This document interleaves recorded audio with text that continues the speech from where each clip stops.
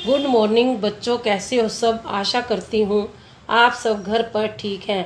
Corona virus के चलते मैं आप सभी बच्चों को कहना चाहती हूँ कि कोई भी अपने घर से बाहर न जाए। अपने फेस पर मास्क अवश्य लगाएं और कुछ कुछ समय बाद अपने हाथों को ज़रूर धोएं। अगर आप किसी से भी मिलते हैं तो कम से कम 1 मीटर की दूरी बनाकर रखें। घर पर ही रहें, सुरक्षित रहें। आप सभी का हिंदी की क्लास में स्वागत है। लेसन 6, एवरेस्ट के शिखर पर।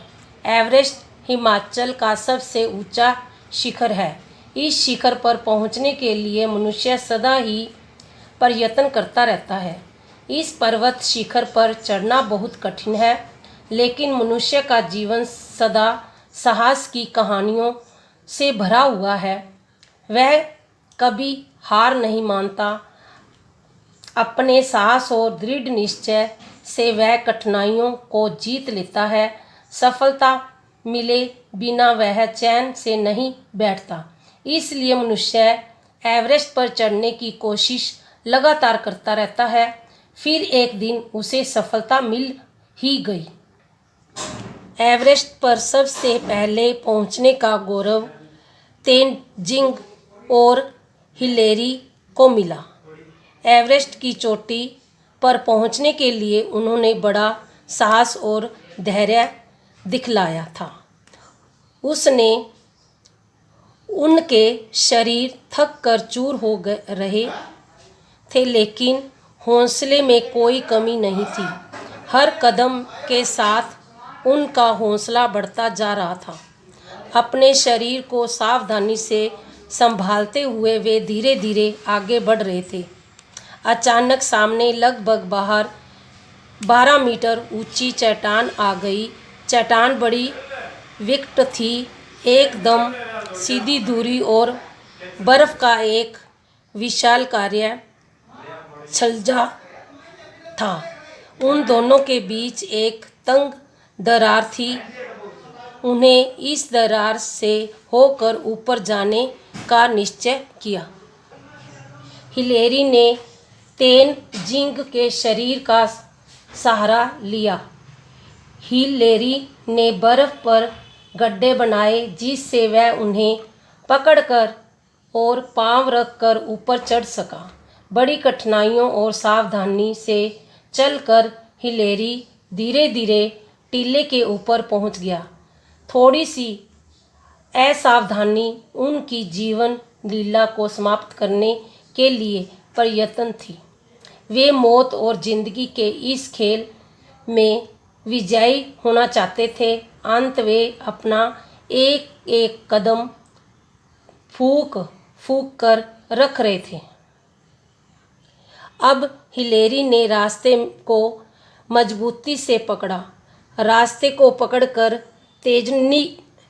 तेनजिंग बड़ी सावधानी गड्ढे में एक एक पांव रखता हुआ ऊपर चढ़ा। कार्य बहुत कठिन था, लेकिन दोनों के चेहरे पर विजयी मुस्कान थी। वे इस असंभव कार्य को संभव बनाने के लिए संघर्ष कर रहे थे। टीले पर पहुंचकर दोनों बहुत थक गए थे। उनके लिए एक पांव भी आगे रखना दुष्कर था। अंत दोनों ने कुछ देर विश्राम करने का निश्चय किया। कुछ स्वस्थ होकर दोनों फिर आगे बढ़ने लगे। आगे का रास्ता अब भी उतना ही विकट था, बल्कि कहा जाए तो पहले से भी विकट था, क्योंकि थकने के कारण दोनों में पहले जैसा जोश नहीं था। किंतु विजय की खुशी उन्हें आगे ले जाने के लिए प्रेरित कर रही थी। बर्फ की गली में से रास्ता काटते काटते वे आगे चढ़े। कदम कदम पर जान का खतरा था। जरा भी चूके तो खैर नहीं। गिरने पर हड्डी तक मिलने की संभावना नहीं थी। टीला खत्म होने का नाम नहीं ले रहा था, लेकिन उन्होंने पीछे मुड़कर देखना उचित नहीं समझा। वे धीरे धीरे आगे सरकते गए। टीले का कोई अंत नज़र नहीं आ रहा था। फिर भी उन्हें आगे ही बढ़ना था। लौटने का विचार तो सपन में नहीं था। भगवान का नाम लेकर वे धीरे धीरे चट्टान पर चढ़ते गए। आखिर चट्टान का अंत आ ही गया। आगे चौड़ाई दिखाई पड़ने लगी। थोड़ी ही देर में वे दोनों एवरेस्ट के शिखर पर थे। इससे आगे न चौड़ाई थी और न टीला। वहां पहुंचकर तेनजिंग ने हिलेरी की ओर देखा और हिलेरी ने तेनजिंग की ओर। वे एवरेस्ट के शिखर पर हैं। यह सोचकर उन दोनों के शरीर में बिजली सी दौड़ गई। मन में हर्ष की लहर फैल गई। आंखों में चमक आ गई। उन दोनों ने एक साथ अपने हाथ बढ़ाए तथा एक दूसरे को भुजाओं में कस लिया। वे दोनों संसार के सबसे ऊंचे शिखर पर थे। आज तेनजिंग और हिलेरी उस पर्वत शिखर पर खड़े थे। यहाँ पहुँचने का सपन हजारों वर्ष यात्री पीढ़ी दर पीढ़ी देखते आए थे और यहाँ अब तक कोई नहीं पहुँच पाया था। ऊपर नीला स्वच्छ आकाश था। नीचे बर्फ से ढका महान हिमालय और बीच में खड़े थे वे दोनों मानव मनुष्य के साहस और विजय के प्रतीक। हिलेरी ने अपने कुल्हाड़े से बर्फ खोदकर डंडे गाड़े और उन पर भारत, नेपाल, ब्रिटेन, न्यूजीलैंड और संयुक्त राष्ट्र के झंडे गाड़े। फिर उसने अपना कैमरा संभाला और वहाँ के कई फोटो लिए। इसके बाद वे दोनों बैठ गए और चारों ओर का दृश्य देखने लगे। सब कुछ अद्भुत था।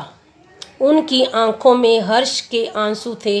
भगवान की कृपा से वे गौरवशाली और इतिहास पुरुष बन गए। उनका रोम रोम भगवान को धन्यवाद दे रहा था।